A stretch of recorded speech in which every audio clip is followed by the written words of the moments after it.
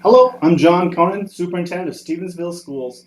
In order to have the safest environment possible and to be prepared in the event of an emergency, let's spend a few minutes learning about the Stevensville Schools Standard Response Protocol. The key is that there is a simple shared language between students, staff, and first responders, and when used, everyone involved shares the same expectations. Who are we sharing the language with? We start with the first responders, so if something happens at our school, they'll know what to do. The same language is shared with students. Students need to know what to do in an emergency situation. The more times they do it, the less scary it is. Teachers and staff are given the same training. Staff is trained so that they can best guide students in the event of an incident. And it's also important to tell your parents what we do here at school. There are 5 main actions: secure, lockdown, evacuate, shelter, and hold. Look around your classroom. You should see the poster somewhere near an exit. You will notice that each action is followed by a directive. These directives can be given by the office or even the classroom teacher. Whenever we begin an action, the action and directive are repeated on the loudspeaker. Let's review the actions and the directives.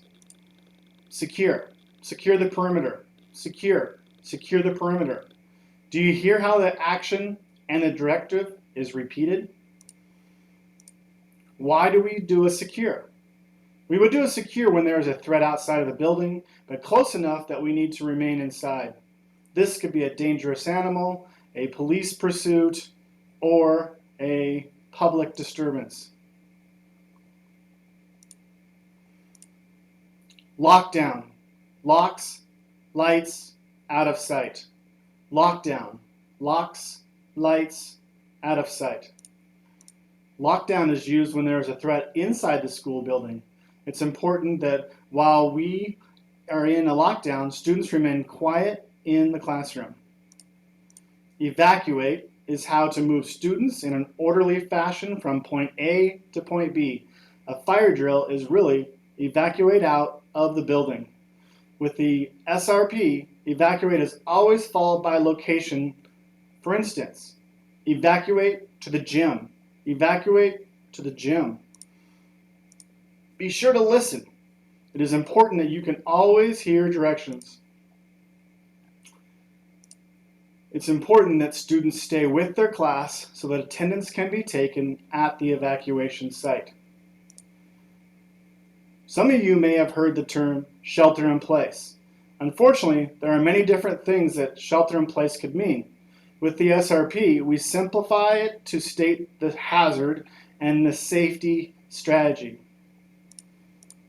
For example, for an earthquake, we say drop, cover, and hold. For a hold, students do not leave the classroom, they do not go in the hallways, even if the bell rings.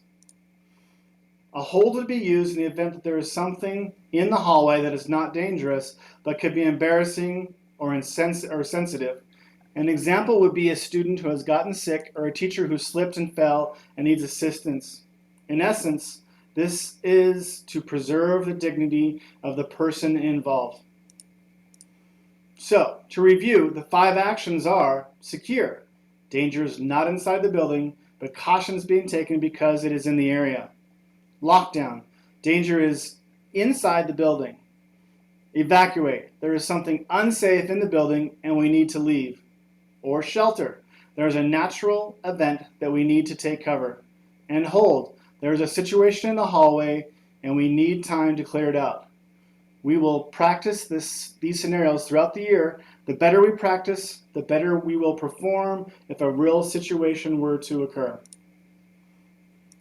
We'll try to communicate with parents during the drills, and we will direct you to communicate as well.